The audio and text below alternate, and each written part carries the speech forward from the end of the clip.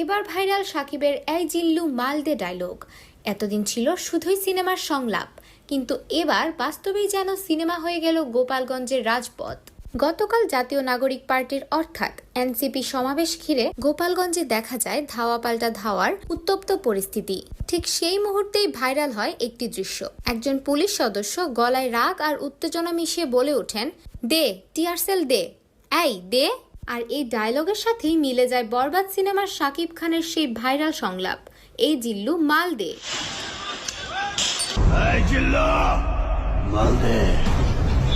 সামাজিক যোগাযোগ মাধ্যমে মুহূর্তেই ছড়িয়ে পড়ে ভিডিওটি।